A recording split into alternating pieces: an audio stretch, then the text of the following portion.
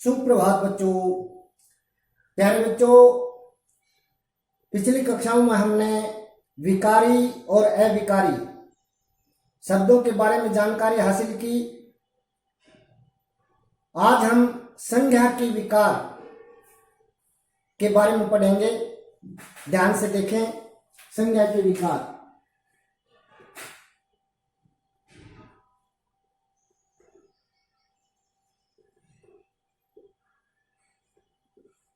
तीन विकार होते हैं बेटे, लिंग, वचन और तीसरा होता है कारक। सबसे पहले लिंग के बारे में समझेंगे। जिन शब्दों से पुरुष जाति या स्त्री जाति का बोध हो उन्हें लिंग कहते हैं। जैसे माता, पिता, बेटा, बेटी, घोड़ा, घोड़ी आदि। लिंग के दो भेद होते हैं,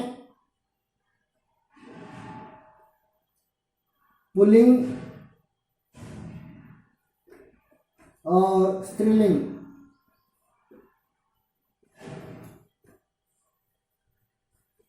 पुल्लिंग, जिन शब्दों से पुरुष जाति का बोध हो उन्हें पुल्लिंग कहते हैं।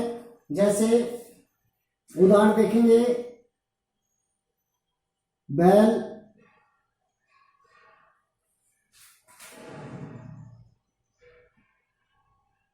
पिता, पुत्र,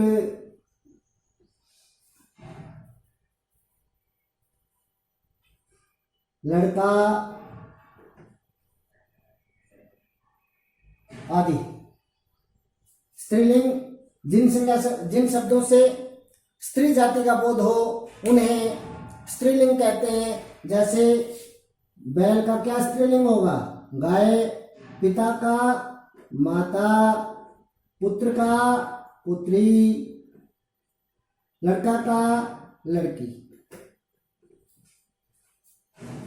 ये था लिंग प्रकरण।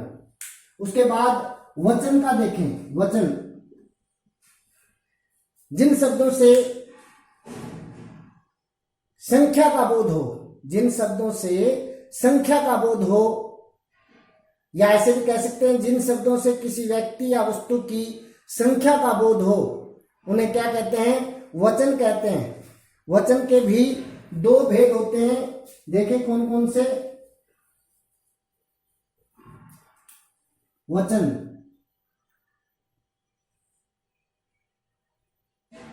एक वचन,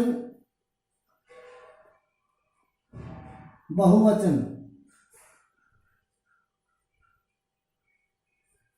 एक वचन, बहुवचन, जिन शब्दों से किसी व्यक्ति या वस्तु की एक संख्या का बोध हो उसे एक वचन कहते हैं। और जिन शब्दों से किसी व्यक्ति या वस्तु की एक से अधिक संख्या का बोध हो, एक से अधिक, 2, 3, 100, 50, 1000, लाख, कितने भी, तो एक से अधिक संख्या का बोध कराने वाले शब्द क्या कहलाते हैं? बहुवचन। एक वचन देखें, मेज, कुर्सी, बच्चा, गुड़िया, नदी, ये सभी क्या है? एक वचन। बहुवचन, एक से अधिक संख्या का बोध कराएं। जैसे मेज, मेजें, मेजें, कुर्सियां। एक से अधिक होंगी तो क्या बोलेंगे? कुर्सियां। एक से अधिक बच्चे होंगे तो क्या बोलेंगे? बच्चे। बच्चे एक से अधिक होंगे तो क्या बोलेंगे? बच्चे। गुड़िया, गुड़िया। चंद्र बिंदु आ जाएगा। नदी, नदियां।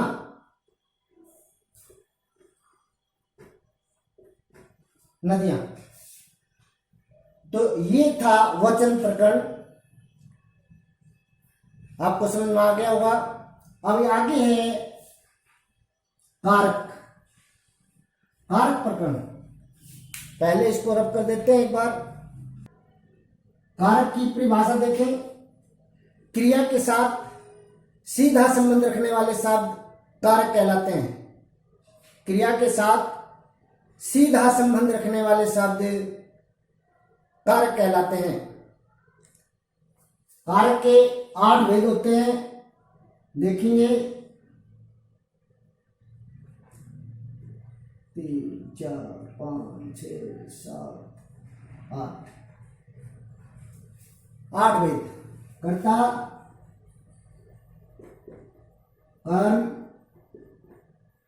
करण, संप्रदान, अपादान, संबंध, अधिकरण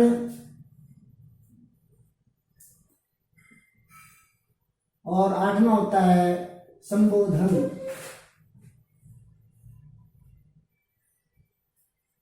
संबोधन, ये 8 भेद होते हैं कारक के। कर्ता, कारक, कर्म, करण, संप्रदान, अपादान, संबंध, अधिकरण और संबोधन। फटाफट समझेंगे इनको।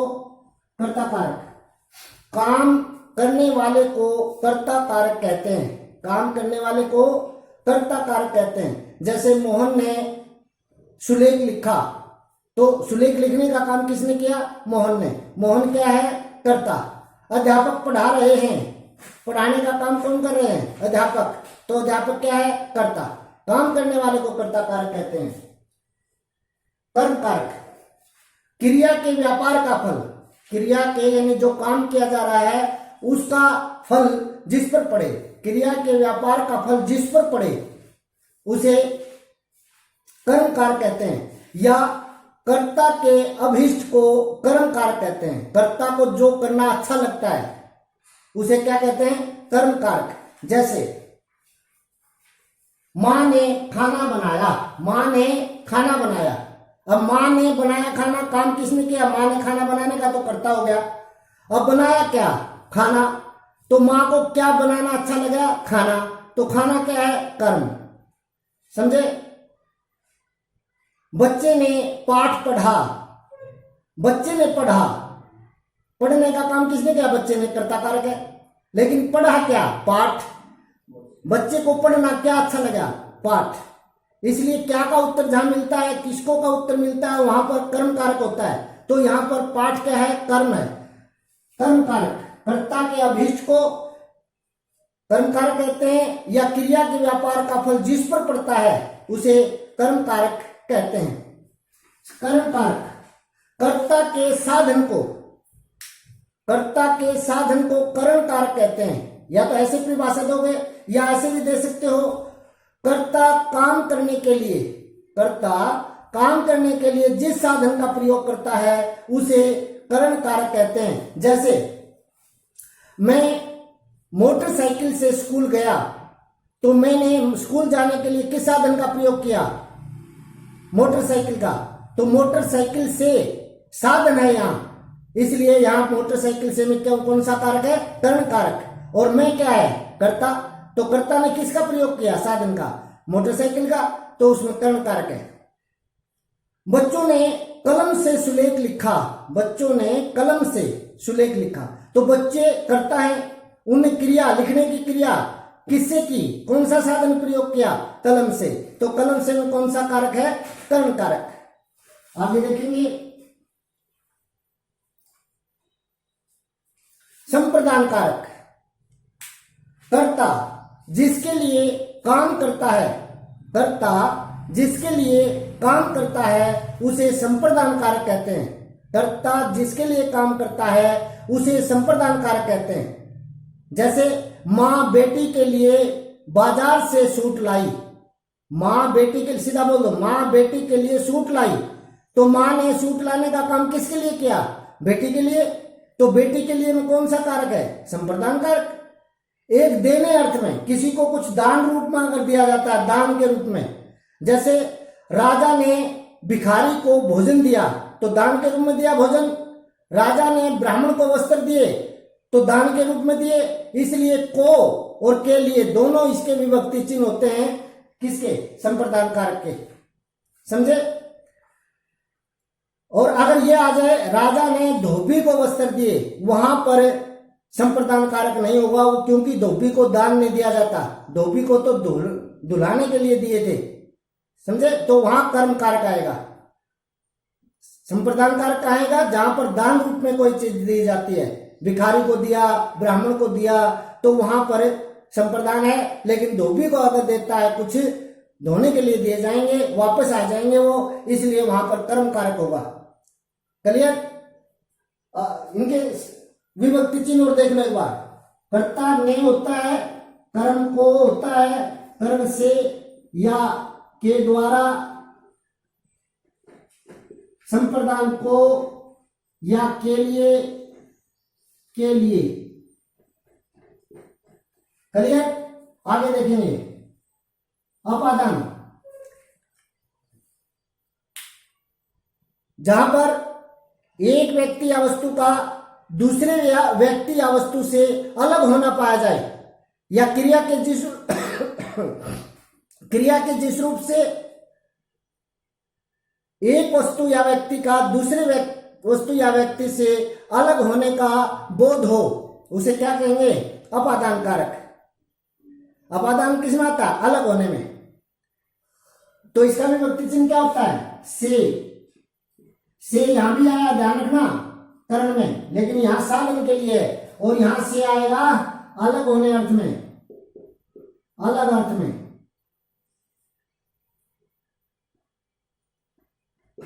जैसे पेड़ से पत्ते गिरते हैं, तो पत्ते एक चीज से अलग हो रहे हैं, पत्ते दूसरी चीज है, पेड़ अलग चीज है, दो चीज होगी, एक चीज से दूसरी चीज अलग हुई, यानी पेड़ों से पत्ते क्या हुए? अलग। तो अलग होने का भाव हो गया, इसलिए कौन सा कारक हुआ? अपादान कारक। बच्चा साइकिल से गिर गया, तो बच्चा साइकिल से क्या हुआ? अलग, तो इसलिए कौन सा कारक हुआ? अपादान। लेकिन अगर यह आ जाए बच्चा साइकिल से स्कूल गया, वहां पर अपादान नहीं होगा, वहां पर क्या होगा? करण, क्योंकि वो साधन है।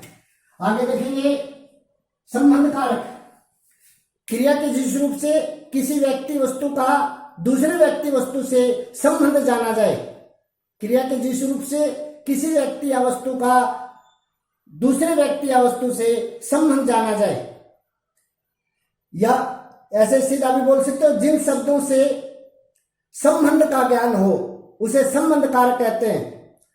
इसका विभक्ति चिन्ह होता है का, के, की, रा, रे, री।